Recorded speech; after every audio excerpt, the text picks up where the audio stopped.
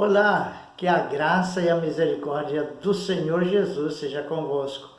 Estamos aqui mais uma vez, desta feita, para falar sobre a formação da mulher e a instituição do casamento. O primeiro casamento foi realizado pelo próprio Deus, como nós veremos nesta manhã. O texto que nós vamos ler encontra-se em Gênesis, capítulo 2, versos 18 a 24. Já falamos da criação de todas as coisas, criação do homem, e hoje vamos ver a formação da mulher.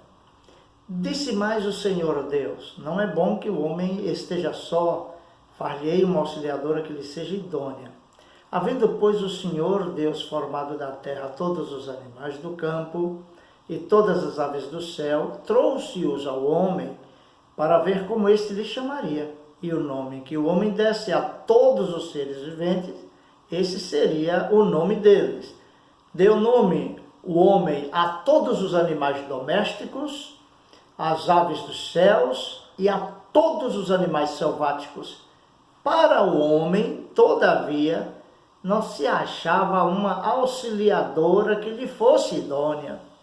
Então, o Senhor Deus fez cair pesado sono sobre o homem, e este adormeceu. Tomou uma das suas costelas e fechou o lugar com carne. E a costela que o Senhor tomara ao homem, transformou-a numa mulher e lhe a trouxe. E disse o homem: esta, afinal, é osso dos meus ossos e carne da minha carne, chamar-se-á varoa, porquanto do varão foi tomada. Por isso, conclui o texto sagrado, deixa o homem pai e mãe, e une-se a sua mulher, tornando os dois uma só carne. Ora, um e outro, o homem e sua mulher estavam nus e não se envergonhavam. Ó Deus Todo-Poderoso, autor de toda a Bíblia, ilumina essa verdade ao coração de todos que a ouvirem. Oramos em nome de Jesus. Amém. Amados, o texto começa dizendo assim: não é bom que o homem esteja só. Esta é uma declaração feita pelo próprio Deus, o Deus eterno que criou todas as coisas em 6 dias e disse que tudo o que ele havia feito era muito bom. Entretanto, Deus olha a criação e vê algo que não é bom. É a solidão do homem. A solidão do homem não era algo bom aos olhos de Deus. Não é que Deus cometeu alguma falha, algum esquecimento. Há um propósito nisso.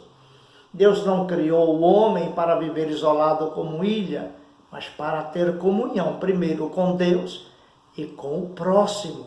E o próximo mais próximo é o cônjuge, são os filhos, é a família. E próximo de um modo geral. Para refletir o amor e a comunhão que existe entre Deus Pai, Filho e Espírito Santo, Deus triuno.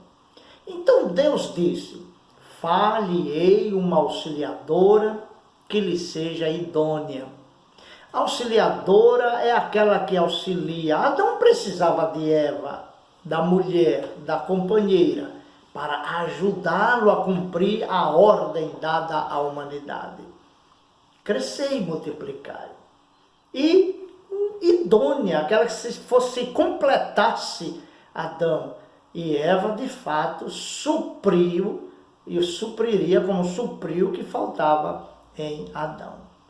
Deus levou todos os animais do campo e as aves, os animais selváticos, para Adão, dar nome a todos eles, e Adão fez assim. Certamente Adão viu o leão e a leoa, e assim os denominaram. Deu nome ao boi, à vaca, ao gato e à gata, e assim por diante. E os nomes que Adão deu ficou desse jeitinho, Deus aprovou. E ao concluir seu trabalho, viu, não se achava para o homem uma companheira idônea. Assim Deus preparou Adão para receber a encantadora noiva, que nasceria da sua costela, seria uma esposa ideal, a qual Deus lhe daria. Então, Deus fez cair pesado sono sobre Adão, tomou uma das suas costelas e transformou-a numa mulher. Foi exatamente assim que aconteceu no início. E penso que temos aqui o quê? A primeira cirurgia na história da humanidade. Essa cirurgia que foi realizada pelo próprio Deus. Temos aqui a primeira anestesia que foi aplicada ao ser humano, que foi um sono profundo ao qual Deus submeteu o homem. Nós temos aqui, portanto, uma finalidade nessa obra da formação da mulher, que era curar o homem, não de uma doença. Antes do pecado não havia doença, não havia nada de mal, mas para curar a solidão do primeiro homem. Deus tomou uma das costelas de Adão e transformou-a numa linda mulher e apresentou a Adão.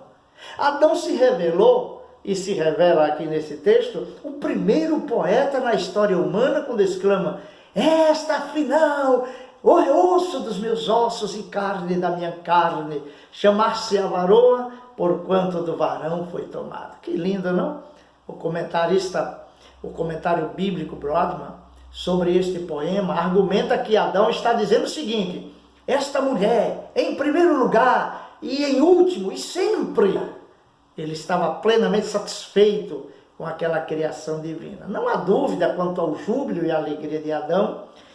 E ele quer que Deus não vá adiante na busca de companheira para ele. Parece que esse poema é algo a dizer, segundo alguns comentaristas, que Adão diz para Deus: tá bom, Deus, basta, essa é tudo o que precisava.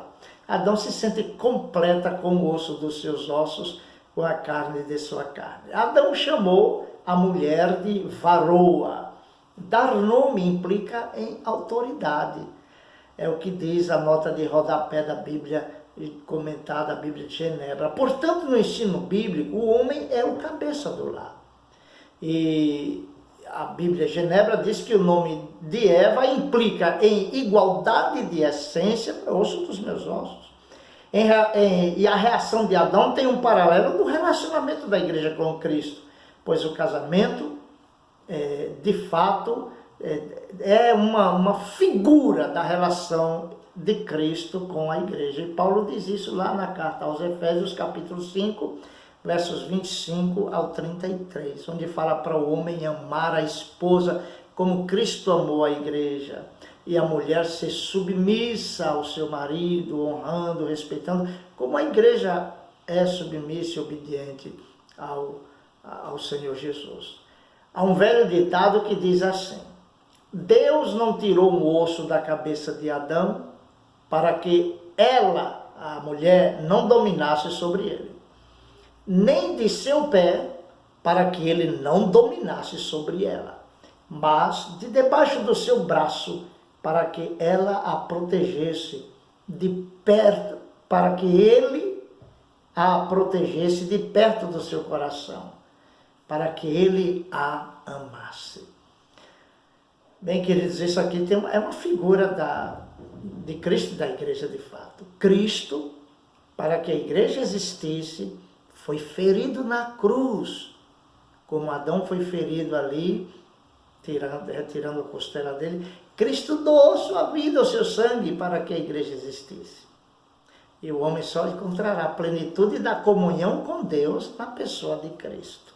Só será a noiva de Cristo se estiver unida a Jesus pela fé. Se submeter ao senhorio de Cristo e recebê-lo como seu Salvador. O primeiro casamento é um tipo da relação entre Cristo e a igreja. O verso 24 diz: deixa o homem pai e mãe e se une à sua mulher, tornando-se os dois uma só carne. Esta é uma palavra que é dirigida a todas as gerações. E como disse o conferencista, o pastor Jaime Kemp, isso aqui é uma proclamação ao mundo de princípios fundamentais, pilares para a harmonia do lar. Primeiro, deixar homem pai e mãe. É um deixar emocional, não mais viver na dependência dos pais, mas agora se envolver com a outra pessoa do sexo oposto, que será agora a base do seu relacionamento e da sua vivência. Um deixar emocional, um deixar financeiro, a busca da autonomia, da independência, um deixar geográfico, ter a sua própria casa. Então essas independências é muito importante. E aquele que deixa pai e mãe, une-se à sua mulher. Essa união é muito significativa. A palavra une significa cimentar e aponta para a natureza da perpetuidade ou do casamento que deve ser permanente. A separação é sempre muito dolorosa. É como você juntar duas folhas de papel com cola e depois tentar separá-los. Sempre deixa um rasgo, uma cicatriz. Não faz parte do plano original de Deus. Separação sempre se dá por uma razão. Por causa da dureza do coração do homem, do pecado na natureza humana. E, por fim, diz, tornando-se os dois uma só carne. Essa frase se refere à experiência da intimidade sexual entre um homem e uma mulher, que deixa pai e mãe e se une pelos laços do matrimônio, pelo casamento. Não existe amparo bíblico para relações sexuais antes ou fora do casamento, tampouco para relações homossexuais entre pessoas do mesmo sexo. Isso não tem amparo bíblico. Essas são contrárias ao projeto de Deus e Deus as repudia, Deus as reprova, Deus as abomina. O conferencista Jaime Kemp, que já citei antes, em seu livro Sua Família Pode Ser Melhor, ressalta que um homem e uma mulher se casam no cartório para cumprir a lei civil. Se casam na presença da igreja para invocar as bênçãos de Deus e para dar testemunho público dos votos feitos um ao outro. E por fim, através do ato conjugal, consuma o casamento na intimidade. Porém, essa experiência é reservada somente para duas pessoas, um homem e uma mulher, que se deixam e se unem. Qualquer outra experiência de intimidade física é uma tragédia com resultados catastróficos, tanto emocional, psicológica, social, enfim. Conclusão, aprendemos da palavra de Deus que Deus criou o homem, Deus formou a mulher da costela do homem e instituiu o casamento para ser monogâmico entre um homem e uma mulher e para durar até que a morte os separe.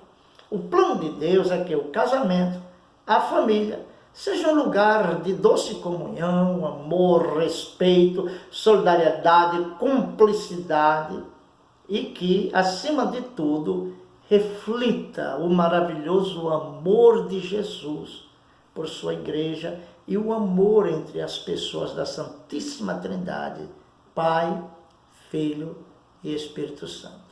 Que Deus te abençoe. Um forte abraço.